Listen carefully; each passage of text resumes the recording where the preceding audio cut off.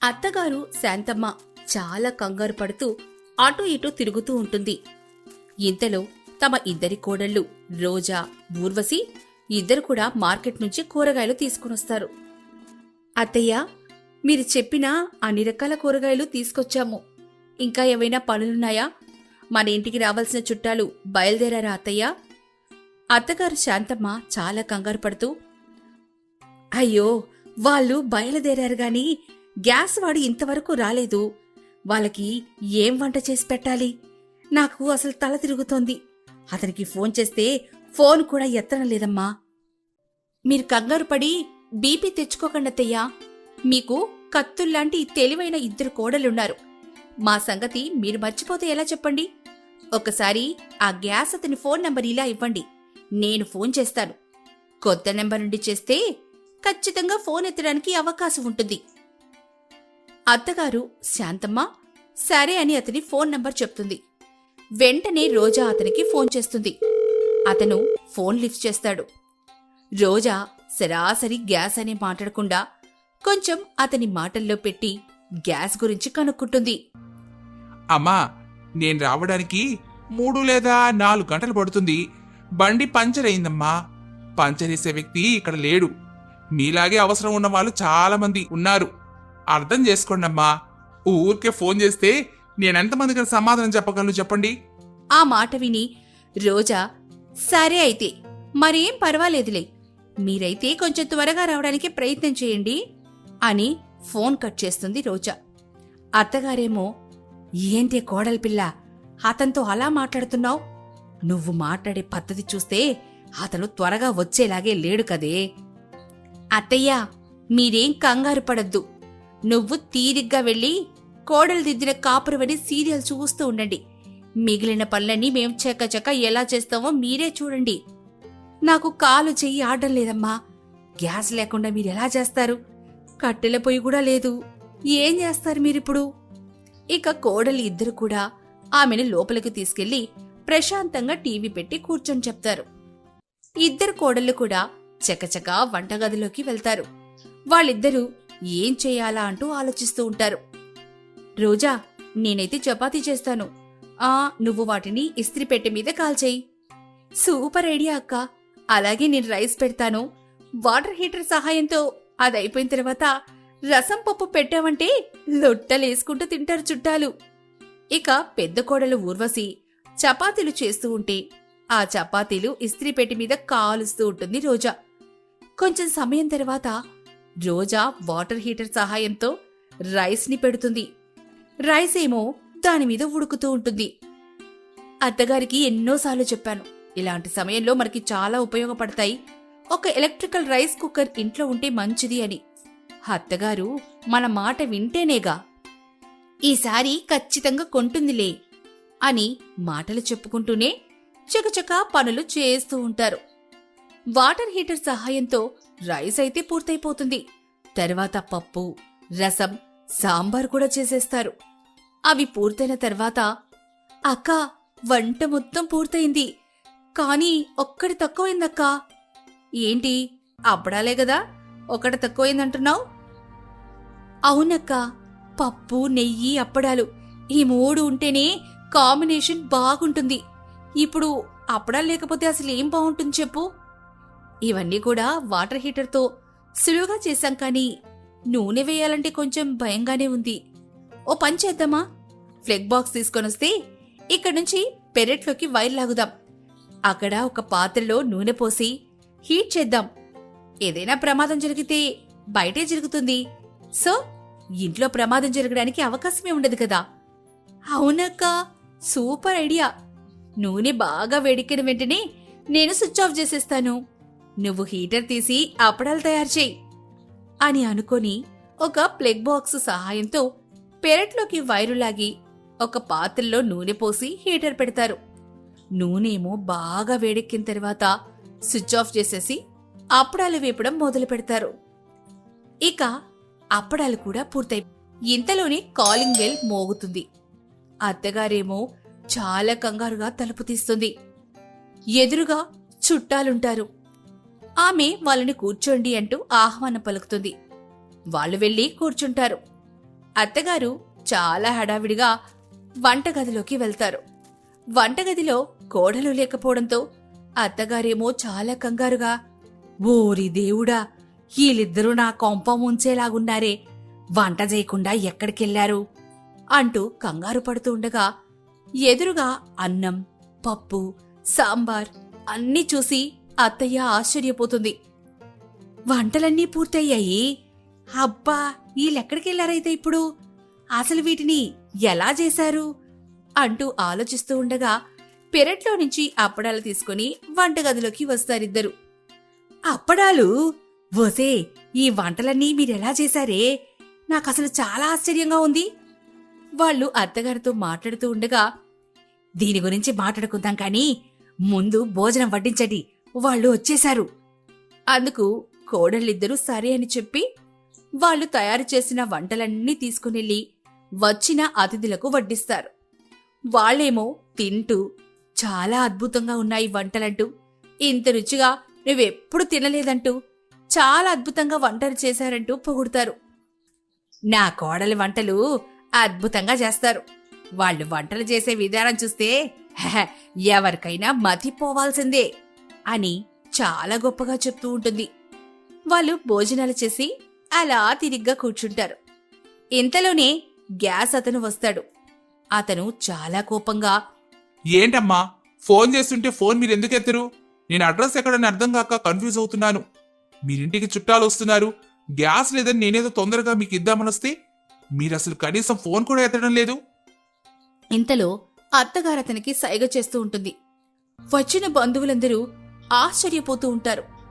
బంధువుల్లో ఉన్న కాంతం కొంచెం విచిత్రంగా చూస్తూనే ఉంటుంది. ఇంతలో కోడళ్ళొచ్చి గ్యాస్ తీసుకుని డబ్బులిచ్చి అతన్ని పంపించేస్తారు. ఏంటి శాంతమ్మా, గ్యాస్ లేకుండా ఎన్ని వంటలు ఎలా తయారు చేశారు? నాకు చాలా విచిత్రంగా ఉంది. రైస్ అయితే ఎలక్ట్రికల్ కుక్కర్లో చేశారంటే అది పర్వాలేదు, మరి కూరలన్నీ ఎలా చేశారు? కొంపదీసి ఫ్రిడ్జ్లో పెట్టుకుని అన్నీ వేడి చేసి ఇచ్చారా ఏంటి? అత్తగారు కంగారు పడుతూ ఏదో చెప్పబోతూ ఉండగా, అయ్యో నామతి మండా, ఏడి చేయడానికైనా గ్యాస్ కావాలి కదండి, మరైతే ఎలా చేశారో మాకు చెప్తారా?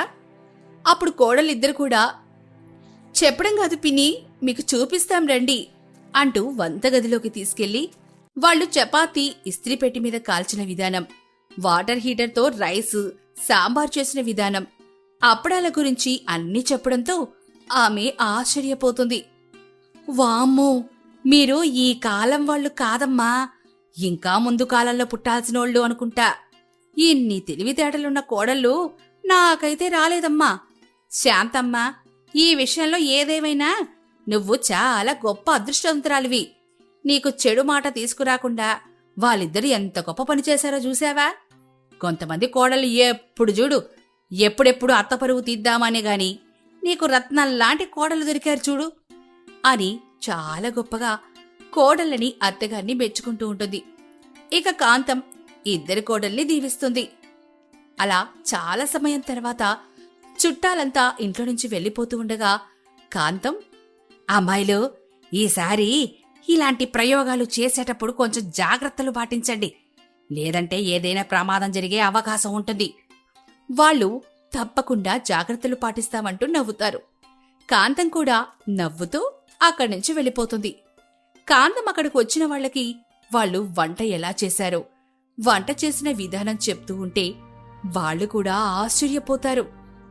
ఇక కాంతం భర్తేమో, వామో, నువ్వు చెప్తుంటే నాకు నిజంగానే నమ్మబుద్ధి కావడం లేదు కాంతం. మనకి 4 కొడుకులున్నారు, ఒక కోడలు కూడా. ఇలా తెలివైన కోడలైతే మనకు రాలేదు. అమ్మకు రండమ్మా అంటే కొనుక్కొని వస్తారు. అలాంటి తెలివైన కోడలు తీసుకొచ్చావు నువ్వు. దానికి కాంతం, అవునండి, ప్రతిదానికి నన్నంటారేంటి? నేను తెలివైన దాన్ని కాబట్టే మనం చెప్పే మాట వినే కోడళ్ళు కావాలని తెచ్చుకున్నాను. నాకేం తెలుసు ప్రతిదీ కూడా పూసగుచ్చినట్టు చెప్పాలని.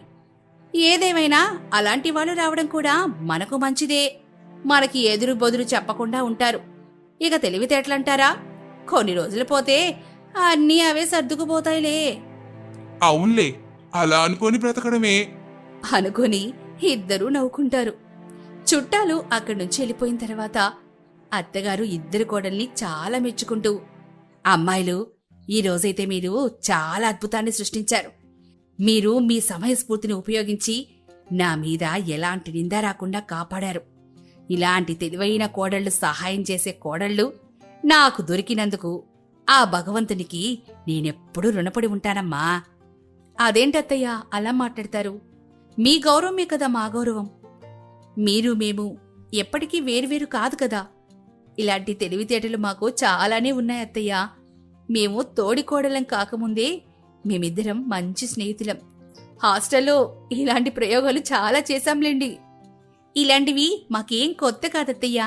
హాస్టల్లో చపాతీ కర్ర లేకపోతే సెంటి బాటిల్తోనే చపాతీ చేసేదాన్ని. ఇలాంటి ఐడియాలు మన దగ్గర చాలానే ఉన్నాయిలే. అమ్మో, మీ తెలివితేటలు మామూలు తెలివితేటలు కాదు. ఇలాంటి తెలివితేటలుంటే నేను కూడా బాగానే చదువుకొని గొప్ప స్థాయిలో ఉండేదాన్ని. ఇప్పుడైనా ఏం పర్వాలేదులే, మీ ఇద్దరిని చూసి హాయిగా బతికేస్తానమ్మా. ఆ మాటలకు వాళ్ళు నవ్వుకుంటారు. ఆ విధంగా అత్తాకోడలిద్దరూ వాళ్ళ తెలివితేటలు ప్రదర్శించి అత్తగారికి మాట రాకుండా ఈ తెలివైన కోడళ్ళు అని నిరూపించుకుంటారు. సింహపల్లి అనే గ్రామంలో అమృత, శాంతమ్మ అనే అత్త కోడళ్ళు ఉండేవాళ్లు. వాళ్ళిద్దరి భర్తలు కూడా డబ్బు సంపాదించడం కోసం పట్నం వెళ్తారు. కానీ చాలా సంవత్సరాల తర్వాత కూడా వాళ్ళు తిరిగి రారు. పైగా ఒక ఉత్తరం ముక్క కూడా ఉండదు. అందుకని వాళ్ల భర్తలు చనిపోయారని చుట్టుపక్కల వాళ్లంతా భావిస్తారు. వాళ్లు మాత్రం వాళ్ల భర్తలు వస్తారని ఆశతో ఎదురు చూస్తుంటారు. అలా ఉండగా ఒకరోజు ఆ ఊరికి ఒక సోది చెప్పే ఆవిడ వచ్చిందని, ఆమె ఉన్నది ఉన్నట్టు చెప్తుందని అందరూ ఆమె దగ్గరికి వెళ్తున్నారని అందరూ చెప్పుకుంటుంటే అమృత, శాంతమ్మ కూడా వింటారు. అప్పుడు అమృత, అత్తయ్యా, మనం కూడా ఆమె దగ్గరికి వెళ్దామత్తయ్యా. మన భర్తల సంగతి ఏంటో ఒకసారి కనుక్కుందాం. చూడమృత, ఒకవేళ ఆమె చెప్పరనిదేమైనా చెప్తే నా గుండె తట్టుకోలేదు. వాళ్ళొస్తారని నేను నమ్ముతున్నాను. వాళ్ల రాక కోసం ఎదురు చూస్తాను. సరే అత్తయ్యా, నేనైతే వెళ్తాను. విషయం తెలుసుకుంటాను. అదేమైనా మీ వరకు చేరనివ్వను. అందుకు శాంతమ్మ సరే అంటుంది. కొంత సమయం తరువాత అమృత సోది చెప్పి ఆమె దగ్గరికి వెళ్తుంది. ఆమె యొక్క భర్త, మామ గురించి అడుగుతుంది. సోది చెప్పే ఆమె, చూడు తల్లి, భర్త మామ ఇద్దరూ క్షేమంగా ఉన్నారు. కాని వాళ్ళు రాలేని పరిస్థితుల్లో ఉన్నారు. మీకోసం వారు కష్టపడుతున్నారు. 7 సముద్రాల అవతల ఒక స్వామీజీ దగ్గరున్నారు. కొద్ది రోజుల్లోనే వాళ్ళిక్కడికొస్తారు. నీ బ్రతుకు మారుతుంది తల్లి. చక్కని జీవితం ఏర్పడుతుంది. చక్కని జీవితం ఏర్పడితే నాకొక పట్టు చీర పెట్టు తల్లి. ఆ మాటలు విని అమృత చాలా సంతోషిస్తుంది. తప్పకుండా నీకు పట్టుచీర పెడతాను. నాకు ఈ విషయం చెప్పు. 7 సముద్రాల అవతలకి వాళ్ళెలా వెళ్లారు? చావు బ్రతుకుల మధ్య ఉన్న వాళ్ళని మృత్యువు లాక్కెళ్ళింది తల్లి. ఒక స్వామీజీ చేరదీశాడు, బ్రతికించి ప్రాణం పోశాడు. నీకు మంచి రోజులొస్తాయి బిడ్డా అని చెప్పడంతో అమృత చాలా సంతోషిస్తూ అక్కడి నుండి వచ్చేస్తుంది. ఆ మాటలన్నీ చాటుగా అత్తగారు శాంతమ్మ వింటుంది. శాంతమ్మ మనస్సులో, భగవంతుడా, నాకిక్కడికి రావాలనిపించలేదు. కాని మనసుండబట్టలేకొచ్చాను. మంచి శుభవార్త వినిపించినందుకు నీకు కృతజ్ఞతలు అని స్వామికి కృతజ్ఞతలు చెప్పుకుంది. సరిగ్గా 1 రోజులు గడిచాయి. 1 రోజుల తర్వాత వాళ్ల భర్తలు తిరిగింటికొస్తారు. భర్తని చూసి వాళ్ళిద్దరూ బోరున ఏడవటం మొదలెడతారు. అందరూ మీరింక రారు, చనిపోయారని చెప్పారు. కాని మేం మాత్రం మీరొస్తారని భగవంతుని మీద భారం వేసి బ్రతుకుతున్నాం. ఎట్టకేలకు మీరొచ్చారు. చాలా రోజుల తర్వాత వచ్చారు. మీకిష్టమైన వంటలు చేసి పెడతాం. తృప్తిగా తినండి. అందుకు వాళ్ళు కూడా సరే అంటారు. ఇక భోజనం వాళ్ళు సిద్ధం చేసి వడ్డిస్తారు. తిన్న తరువాత వాళ్ళిద్దరూ అసలెక్కడికి వెళ్లారు, ఏం జరిగిందని అడిగారు. అప్పుడు వాళ్ళు జరిగిన విషయం చెప్పటం మొదలెట్టారు. నేను శేఖర్ ఇద్దరం పట్నం అని బయలుదేరామా. పట్నం వెళ్లిన తరువాత మా దగ్గరున్న డబ్బెవరో దొంగిలించారు. మేం వాళ్ళ వెంట పడ్డాం. వాళ్ళని పట్టుకున్నాం. కాని వాళ్ళు మమ్మల్ని బాగా కొట్టి అక్కడే ఉన్న నదిలో పడేశారు. చావు బ్రతుకుల మధ్య మేము కొట్టుమిట్టాడుతుండగా ఒక మాయాశక్తి ఉన్న స్వామీజీ మమ్మల్ని కాపాడారు. తర్వాత ఏం జరిగిందో మాకు తెలీదు. మేము 7 సముద్రాల లోపల ఉన్న స్వామీజీ ఆశ్రమంలో ఉన్నాం. అప్పుడు స్వామీజీ జరిగిన విషయమంతా చెప్పి, చూడండి బాబు, నేనిక్కడి నుండి వెళ్ళడానికి 5 సంవత్సరాల సమయం పడుతుంది. ఈ 5 సంవత్సరాలలో నేను గొప్ప శక్తిని పొందుతాను. అప్పటి వరకు మీరు నా ఆశ్రమంలోనే ఉండండి. నేను మిమ్మల్ని ఎక్కడికి పంపలేను. మిమ్మల్ని కేవలం కాపాడడం కోసమే ఇక్కడికి తీసుకొచ్చాను. నన్ను తప్పుగా అనుకుంటారో చెడుగా అనుకుంటారో ఇక మీ ఇష్టం. మేమిక ఆ మాటలు విని, మీరు మా ప్రాణాలు కాపాడారు, మిమ్మల్ని మేము తప్పుగా ఎందుకు అనుకుంటాం స్వామి, మేము మీ పాదసేవ చేసుకుంటూ ఇక్కడే ఉంటామని స్వామీజీతో చెప్పి 5 సంవత్సరాలు అక్కడే ఉన్నాం. 5 సంవత్సరాల తర్వాత స్వామీజీ, చూడండి బాబు, ఇప్పుడు నాకు గొప్ప శక్తులు వచ్చాయి. నేను మిమ్మల్ని తిరిగి మీ ఊరికి పంపగలను. ఈ 5 సంవత్సరాలు ఓపికగా నన్ను నమ్మి నాకు సేవ చేసినందుకు మీకు ఒక గొప్ప వరాన్ని ఇస్తాను అని చెప్పి 2 బఠానీ గింజలు ఇచ్చాడు. ఇదేంటి స్వామి? ఈ 2 బఠానీ గింజల్ని చెరోటి తీసుకొని అక్కడ ఉన్న సముద్రంలో మునగండి. మీరు సరాసరి మీ గ్రామానికి చేరుకుంటారు. మీ గ్రామానికి వెళ్ళిన తరువాత భోజనం చేసి మీ భార్యలకు ఈ బఠానీ గింజలు ఇవ్వండి. వాళ్ళని 3 రోజులు ఉపవాసం ఉండి ఈ బఠానీ గింజలను ఖాళీ స్థలంలో నాటమని చెప్పండి. ఇక మీ అదృష్టం ఎలా ఉంటుందో మీరే చూడండి అని చెప్పి మమ్మల్ని పంపించేశాడు. మేము స్వామీజీ చెప్పినట్టుగా అక్కడ మునిగి మన గ్రామంలోకి వచ్చాం. ఇదిగో స్వామీజీ ఇచ్చిన బఠానీ అని చెరొకటి వాళ్ళ చేతిలో పెడతారు. వాళ్ళు స్వామీజీ చెప్పినట్టుగా 3 రోజులు ఉపవాసం ఉండి ఆ బఠానీ గింజల్ని ఖాళీ స్థలంలో నాటుతారు. నాటిన మరుసటి రోజే స్థలం మొత్తం చుట్టూ బఠానీ గింజలు కుప్పలు కుప్పలుగా వస్తాయి. ఆ మరుసటి రోజు ఉదయం వాళ్ళు వాటిని చూసి చాలా ఆశ్చర్యపోతారు. వామ్మో, ఈ బఠానీ గింజల్ని చూస్తుంటే చాలా ఆశ్చర్యంగా ఉంది. మార్కెట్లో బఠానీకి చాలా విలువ ఉంది. వీటిని అమ్ముకుంటే మనం చాలా డబ్బు సంపాదించగలం. అవునత్తయ్యా, మీరు చెప్పింది అక్షరాల నిజం. తొందరగా ఈ పంటని కోసేద్దాం, లేదంటే చాలా ఇబ్బందులు పడాలి అని అంది. ఇక శేఖర్, అంజయ్య ఇద్దరూ కూడా సాయం చేస్తారు. అందరూ కలిసి వాటి మొత్తాన్ని కోసి మార్కెట్కి అమ్ముతారు. వాళ్ళు ఒక్క రోజులోనే చాలా డబ్బు సంపాదించి ధనవంతులైపోతారు. వాళ్ళందరూ ఒక ఇంట్లో కూర్చొని వచ్చిన డబ్బులు లెక్క పెడుతుంటారు. ఇంత డబ్బు నా జీవితంలో ఎప్పుడూ చూడలేదు, ఇదేం మొదటిసారి. నేనేమైనా కోట్ల రూపాయలని చూసి బ్రతికానంటే నేను మొట్టమొదటిసారి చూస్తున్నాను. నా జీవితంలో ఇంత డబ్బు చూస్తానని కల్లో కూడా ఊహించలేదు. స్వామీజీ మనకు గొప్ప వరం ఇచ్చాడు. మనం ఇన్ని సంవత్సరాలు కష్టపడిన కష్టమంతా ఈ వరంతో మాయమైపోతుంది. నిజంగా మనం కొన్ని సంవత్సరాలు చాలా బాధపడ్డాం. ఈ డబ్బు కోసం చాలా కష్టపడ్డాం. ఇప్పుడు మన జీవితం పూర్తిగా మారిపోయింది. అలా వాళ్ళందరూ అనుకుని ప్రశాంతంగా విశ్రాంతి తీసుకుంటారు. ఆ రోజు గడిచిపోతుంది. మరుసటి రోజు ఉదయం వాళ్ళు నిద్రలేచి చూసే సమయానికి చెట్లు మళ్ళీ కొత్త వాటిలా ఉంటాయి. చెట్టు నిండా మళ్ళీ బఠానీలుంటాయి. వాటిని చూసి ఆ కుటుంబమంతా ఆశ్చర్యపోతుంది. ఇది నిజంగా మాయా చెట్టు. నాకు తెలిసి జీవితకాలమంతా ఇది ఇలాగే కాయలు కాస్తుందనుకుంటా.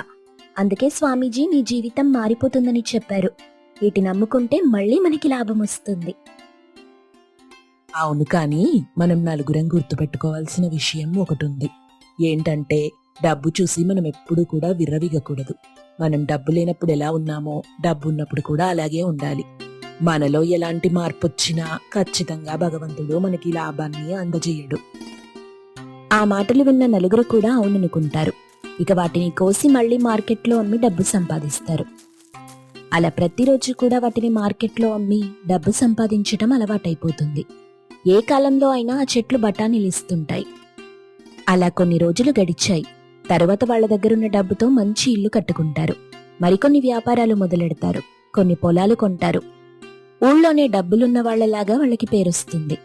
అందరూ కూడా వాళ్ళకి లాటరీ తగిలిందేమో అనుకుంటారు. ఉన్నట్టుండి ఇలా డబ్బున్న వాళ్లలాగా మారిపోయారని చెప్పుకుంటారు. కాని వాళ్ళకి ఆ మాయా బఠానీ గురించి అస్సలు తెలీదు. కొన్ని రోజుల తరువాత అమృత అత్తగారితో, అత్తయ్యా అత్తయ్యా, మనకి సోది చెప్పిన ఆమె గుర్తుంది కదా? ఆమె మనం సంతోషంగా ఉన్నప్పుడు పట్టుచీర పెట్టమన్నారు కదా. ఇప్పుడు ఆమె ఎక్కడుందో మనకెలా తెలుస్తుంది? మనసుంటే మార్గం ఉండకుండా ఉండదమృత. బాగా గుర్తు తెచ్చుకో. ఆమె ఊరి పేరు చెప్పే ఉంటుందిగా. అవునత్తయ్యా, చెప్పే ఉంటుంది, కాని గుర్తులేదు నాకు. ఇప్పుడు మనం ఏం చెయ్యాలి? మాట నిలబెట్టుకోవాలి కదా.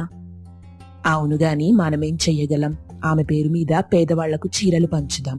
అలాగే వాళ్ళు తినడానికి 3 పూటల భోజనం కూడా. దానివల్ల మనకి కూడా పుణ్యం లభిస్తుంది. అవునత్తయ్యా, చాలా మంచి ఉపాయం చెప్పారు. ఇక మరుసటి రోజు నుండి వాళ్ళు పేదవాళ్లకి అన్నదానం చేయటం, వస్త్రదానం చేయటం చేస్తుంటారు. అలా కొన్ని రోజులు గడిచాయి. సోది చెప్పే ఆమె మళ్లీ తిరిగి ఆ గ్రామానికి వస్తుంది. అప్పుడు అమృత కుటుంబం ఆమె దగ్గరికి వెళ్లి జరిగిన విషయమంతా చెప్పి ఆమెకిచ్చిన మాట ప్రకారం పట్టుచీర మరియు నగలు పెడతారు. దాన్ని చూసి ఆమె చాలా సంతోషిస్తూ వాళ్ళని దీవిస్తుంది. తర్వాత సోది చెప్పే ఆమె, చూడండి, నేను ఎంతో మందికి జరిగేది జరగబోయేది చెప్పాను, కానీ ఎవరూ కూడా నాకు తిరిగొచ్చి బట్టలు పెట్టలేదు, డబ్బు ఇవ్వలేదు. మీరు చేసిన మేలు ఎక్కడికి పోదు. ఖచ్చితంగా మీ పుణ్యమంతా మీకే వస్తుంది అని అంది. ఆ మాటలకి వాళ్ళు చాలా సంతోషిస్తారు. ఇక ఆ కుటుంబమంతా సంతోషంగా ఆ మాయా బఠానీ చెట్లతో లాభాలు పొంది ముందుకు సాగుతూ ఉంటుంది.